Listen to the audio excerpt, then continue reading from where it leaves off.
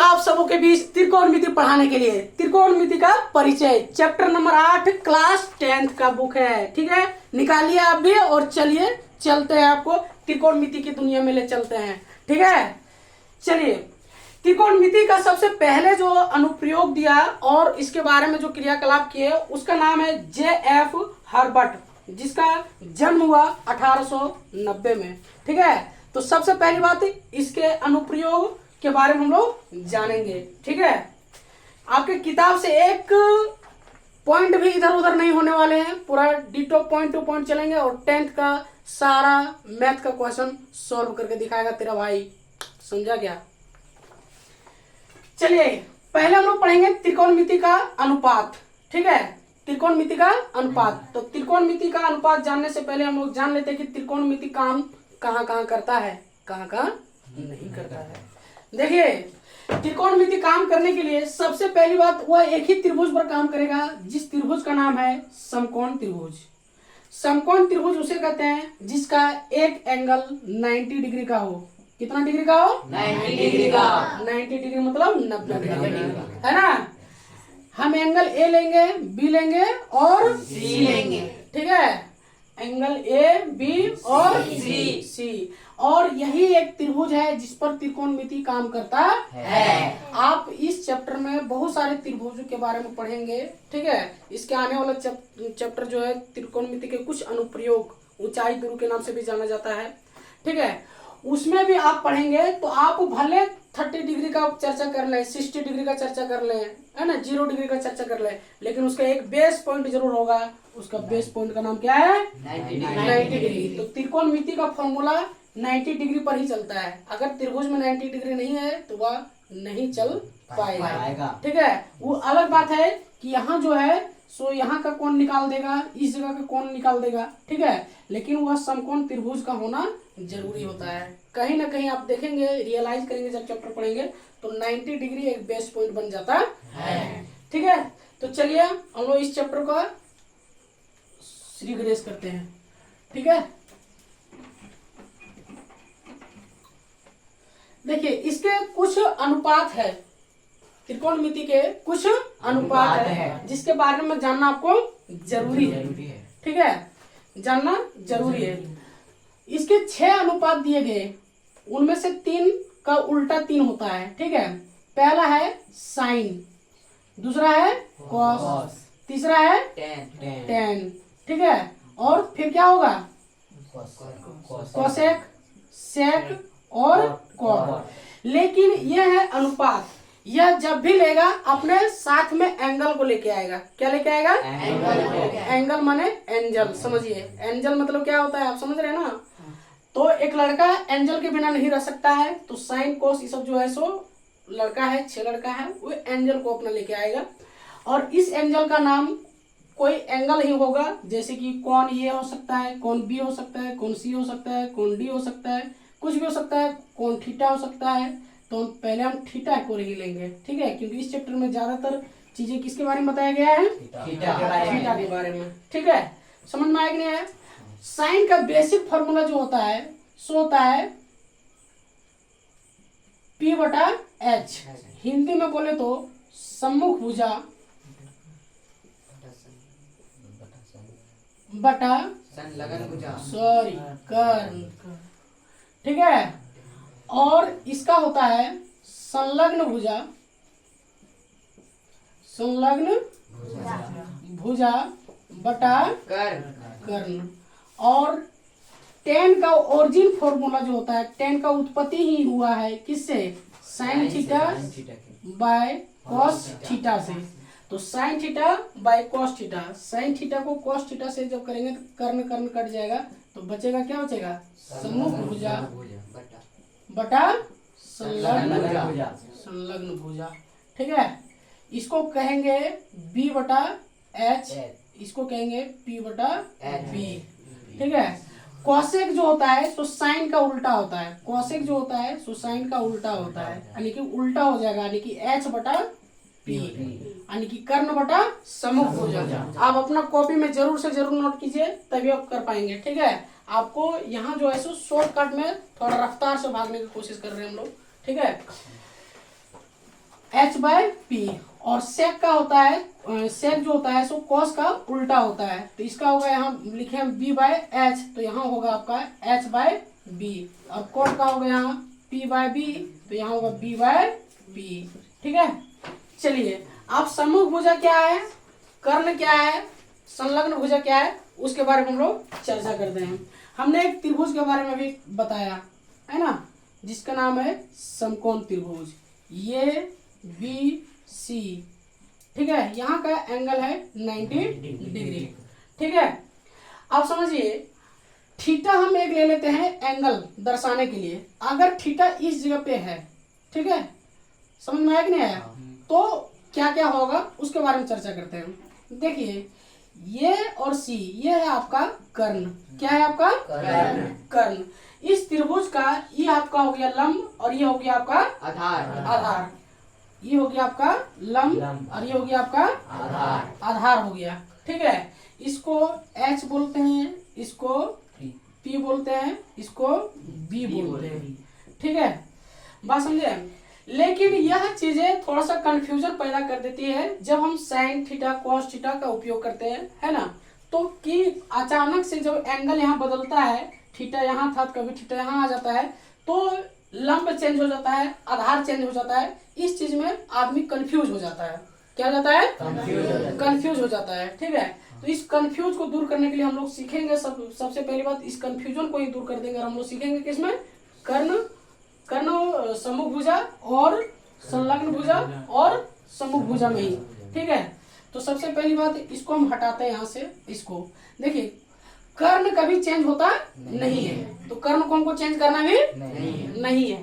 कर्ण को हमको नहीं चेंज करना है।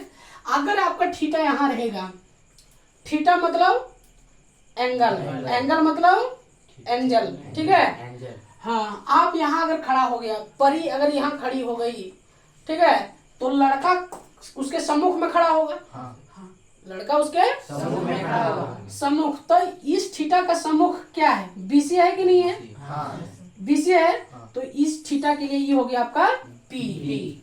ठीक है, और ये थीटा के संलग्न में जो खड़ा है उसको बोलेंगे हम बी। बात समझ में आया? अब इस थीटा के लिए हम यहाँ लिखेंगे सम्मुख भुजा। क्या लिखेंगे? सम्मुख भुजा, है ना। और इसके लिए हम यहाँ लिखेंगे संलग्न भुजा। क्या समझ में आया कि नहीं आया? लेकिन यही थीटा यहाँ से उठ गया यहाँ से, और इस जगह पे आके बैठ गया, एंगल यहाँ आ गया। तो ये सम्मुख जो जाएगा, उसके सम्मुख जाएगा। ये यहाँ अगर ऐसे खड़ा है तो ऐसे न देखेगा जी, तो यहाँ जब खड़ा होके तो इधर आएगा, तो इस सम्मुख यहाँ से उठ के फिर कहाँ आ जाएगा, इस जगह पे आ जाएगा सम्मुख। क्या आ जाएगा? सम्मुख आ जाएगा, और इस जगह पे आ जाएगा संलग्न। क्या आ जाएगा? संलग्न आ जाएगा। समझ में आया? ये चीज क्लियर हो गया कि सम्मुख संलग्न वगैरह कैसे कैसे आता है सो। ठीक है, इसमें एक चीज और आपको जानना जरूरी है। ठीक है, इसमें एक चीज आपको और जानना जरूरी है। ठीक है, क्या जानना जरूरी है? वह है पाइथागोरस त्रिक। पाइथागोरस त्रिक क्या है समझिए। पाइथागोरस त्रिक जो है, पाइथागोरस त्रिक बोलता है कि कर्ण का स्क्वायर कीजिए। ठीक है, कर दिए, और बराबर डालिए, लंब का स्क्वायर कीजिए और आधार का स्क्वायर कीजिए। कर्ण पाइथागोरस त्रिक क्या बोल रहा है कि अगर आप कर्ण का स्क्वायर करते हैं तो लंब का स्क्वायर करके आधार का स्क्वायर करके दोनों को जोड़िएगा तब कर्ण के बराबर होगा। ये पाइथागोरस त्रिक कहता है। और इस चैप्टर का ये मेन फॉर्मूला आप समझ सकते हैं, कह सकते हैं। ठीक है, समझे कि नहीं समझे? चलिए, अब इसी फॉर्मूला से हम सारा चीज निकालने की कोशिश करेंगे। देखिए, कर्ण हुआ, कर्ण का स्क्वायर बराबर क्या हो गया, लंब का स्क्वायर प्लस आधार का स्क्वायर। ठीक है, तो हम सबसे पहली बात कर्ण का निकालेंगे। तो कर्ण का निकालने के लिए हम क्या करेंगे, जब हम कर्ण यहाँ करेंगे, कर्ण का निकालना चाहेंगे तो ये कर्ण स्क्वायर जो है सो किस में बदल जाएगा, रूट में बदल जाएगा, है ना। तो यहाँ रूट हो गया और यहाँ आधार हो गया कि नहीं हो गया। ये कर्ण का बेसिक फॉर्मूला हो गया। अब ये फॉर्मूला यूज कैसे होगा, अगर कोई भी त्रिभुज में हमको इस जगह का मान पता रहेगा, इस जगह का मान दिया हमको 4, इस जगह का मान दिया हमको 3, बोलेगा कर्ण निकालो, तो तुरंत से ही फॉर्मूला निकालेंगे और फॉर्मूला पर बैठाएंगे और धा धा धा धा धा धा निकल जाएगा कि नहीं निकल जाएगा। Yes sir. तो ये फॉर्मूला से निकलेगा अगर कर्ण निकालना है हमको तो। ठीक है, समझ में आया कि नहीं आया, आ गया ना।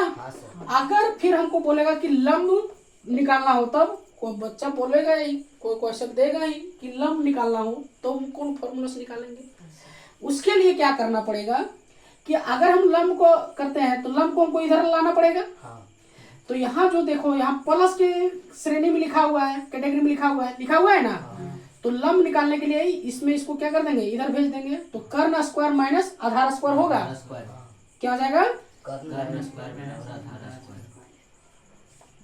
कर्ण स्क्वायर माइनस आधार स्क्वायर, और इधर बच गया तुम्हारा लंब स्क्वायर। जब हम फिर लंब स्क्वायर करेंगे तो ये लंब स्क्वायर यहाँ रहेगा और वर्ग उठ के वर्गमूल में बदल जाएगा।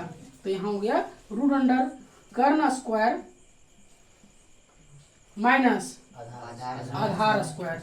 अब हमको लंब नहीं दिया रहेगा, यहाँ का मान हमको नहीं पता रहेगा, लेकिन यहाँ का मान हमको पता रहेगा। ठीक है, यहाँ और यहाँ का मान पता रहेगा, तो हमको ये वाला इस जगह का निकालना है हमको, तो कहाँ किस फार्मूला से निकालेंगे, इस फार्मूला से निकालेंगे। समझ में आया कि नहीं आया। और ये फार्मूला का ओरिजिन पॉइंट क्या है, यही है, यहीं से नहीं बना रहे हैं हम। ठीक है, फिर हमको अगर निकालना हो आधार का, तो आधार का फिर उसी तरह से करेंगे, आधार का निकालेंगे तो लंब अभी माइनस में जाएगा ना जी।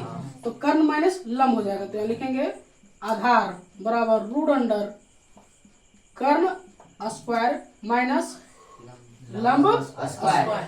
क्या समझ में आया कि नहीं आया, आ गया। हाँ सर, आया ना जी। सर। अगर कोई डाउट है क्या, कोई डाउट है क्या, नहीं सर। जितना बार पूछे खा पूछ ला, ओकरा खातिर हम भागल नहीं। और जब हम पूछे और तू आंसर ना देबा तो बुझ लिया हम संतोष पागल नहीं। समझला कि ना, चला बिटा दी।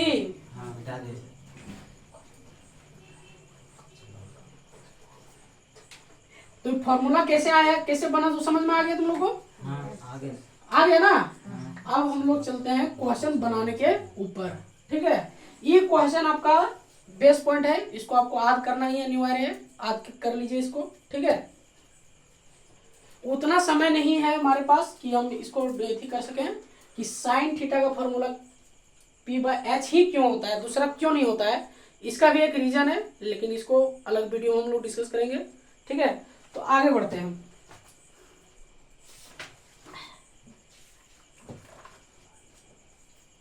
पहला प्रश्न है, आप देख पा रहे होंगे उदाहरण 1, यदि tan A बराबर 4/3 है तो कोण A के अन्य त्रिकोणमितीय अनुपात ज्ञात कीजिए।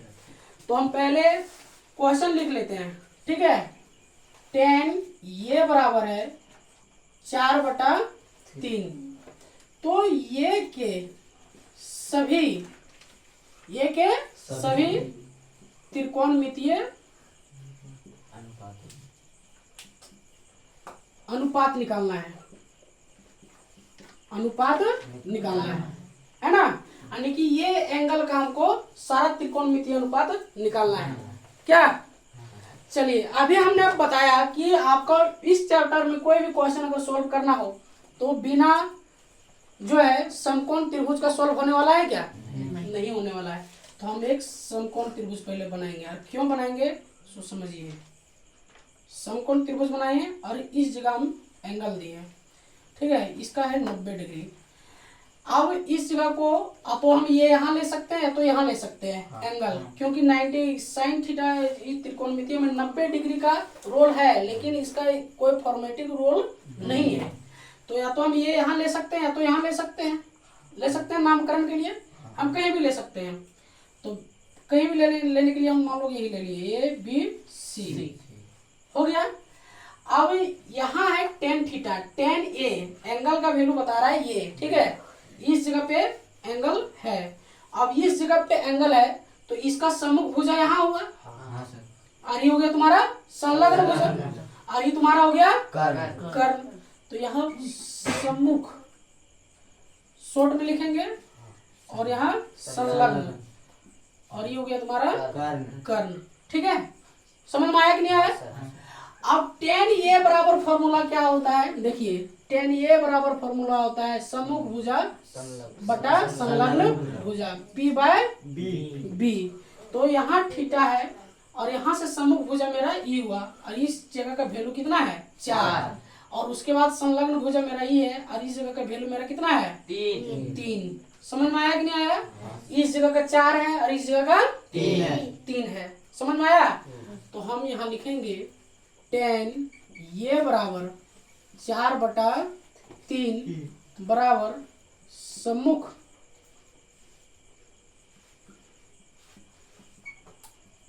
भुजा बटा संलग्न भुजा, लिख लिए। अब बोल रहा है सभी त्रिकोणमितीय अनुपात निकालने के लिए, तो सभी त्रिकोणमितीय अनुपात कब निकलेगा, जब हमको कर्ण का वैल्यू पता रहेगा। किसका वैल्यू पता रहेगा? कर्ण का। तो हम कर्ण का वैल्यू निकालेंगे ना जी। कर्ण का वैल्यू निकालने के लिए हम फॉर्मूला लगाएंगे पाइथागोरस त्रिक, यहाँ लिखना है पाइथागोरस त्रिक से, ठीक है। ये लिखेंगे कर्ण बराबर, क्या लिखेंगे? कर्ण बराबर फॉर्मूला होता है, क्या होता है कुछ देर पहले बताया है ना, लंब स्क्वायर प्लस आधार स्क्वायर। इस जगह पे आप लिख सकते हैं समूह भुजा स्क्वायर प्लस संलग्न भुजा स्क्वायर, ठीक है। तो लंब मेरा क्या है 4 और आधार मेरा कितना है 3 है, ठीक है। तो यहाँ होगा आपका 4 का स्क्वायर प्लस 3 का स्क्वायर, कितना हो गया 4 चौके 16 प्लस 9। जब जोड़ेंगे तो आएगा 25 और 25 का रूल आएगा 5। तो इस जगह का मेरा वैल्यू कितना निकल गया 5 निकल गया। अब हमको सभी त्रिकोणमितीय अनुपात निकालना है, ये नहीं निकालना है जी सर। तो सबसे पहले हम साइन से स्टार्ट करते हैं। साइन ये अगर आप समझ लीजिए एंगल अगर आपका सलमान खान दे दिया तो और बोला कि सभी त्रिकोणमितीय अनुपात निकालिए, ठीक है।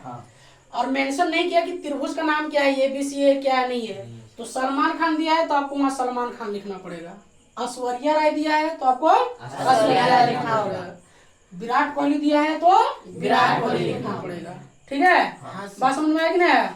अक्षय कुमार दिया है तो अक्षय कुमार लिखना पड़ेगा। बात समझ में आया कि नहीं आया? सारा इसी का खेला है। तो एंगल यहाँ दिया हुआ है आपका ये, तो हम लिए साइन ये, और साइन ये का फॉर्मूला होता है P/H, यानी समूह भुजा बटा कर्ण, समूह भुजा बटा कर्ण। तो यहाँ आते हैं थीटा के पास, थीटा मेरा क्या है ये एंगल यानी ये है, और इसका समूह भुजा कितना हो गया जी 4, और कर्ण कितना है 5। तो यहाँ लिखेंगे 4/5।